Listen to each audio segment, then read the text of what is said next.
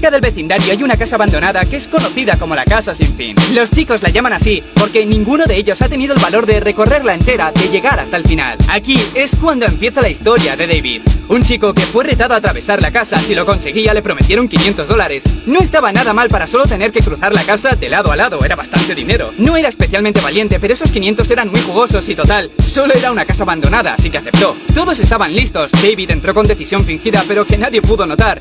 Luego esos amigos se fueron a la parte de atrás para verle salir, mientras uno vigilaba la puerta central. Una vez dentro, David vio que cerca de la entrada había una habitación con el número 1. Pensó que sus amigos habían creado como una especie de pasaje del terror y él tenía que seguir los números para llegar al final. Quizá le preguntasen algo para saber si había hecho el recorrido entero. Sea como sea, se metió dentro de la habitación número 1 y nada más hacerlo no pudo evitar reír. Habían puesto una decoración de Halloween muy infantil. Arañas falsas, esqueletos de plástico desproporcionados, las paredes un poco pintadas con spray. Supo que si todas las habitaciones eran iguales, sería hasta divertido. Al entrar en la habitación número 2, la cosa había mejorado bastante. En este punto había una máquina para crear humo, unas luces que daban sombras por todas partes. El tema es que cada vez que avanzaba a otra habitación lo que encontraba dentro era peor. En la 3, por ejemplo, había insectos reales por todas partes que comenzaron a atacarle. En la 4, entró en una habitación vacía completamente por no había puertas. Aquí estuvo un rato largo encontrando alguna explicación, hasta que la puerta apareció sin más. La 5ª y la 6ª eran también habitaciones vacías pero con una silla en el centro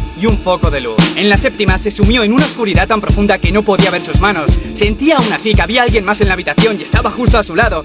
Podía escuchar su respiración. Con angustia comenzó a arañar una de las paredes como si tuviera la esperanza de atravesarla y pasar a la siguiente, aunque en ese punto no pensaba en continuar el juego sino en salir de esa casa como fuera. De alguna forma consiguió encontrar la puerta y la habitación número 8 es la que le empezó a romper por dentro. Lo anterior bien podía haber sido el terror y la angustia más grande que había sentido, pero cuando vio esto, pensó que estaba loco. Era como la 5ª y la 6ª. En mitad de la habitación vio una silla con un foco, pero en este caso había una persona sentada, y no una cualquiera, sino un clon de él mismo, con el número 9 escrito en el pecho. Su clon empezó a rogarle que no le hiciera daño, que sabía lo que iba a hacer. David miró por toda la habitación intentando comprender aquello de algún modo. Seguía sin entenderlo, pero vio que debajo de la silla había un cuchillo.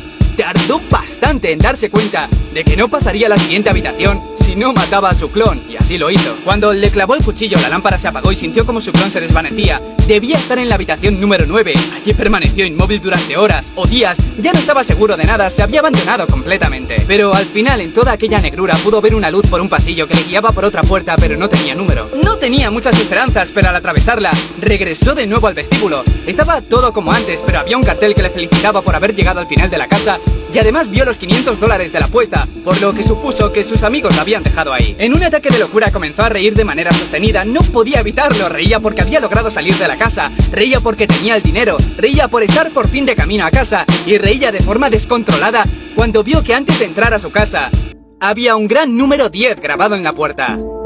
Something bad is about to happen to me.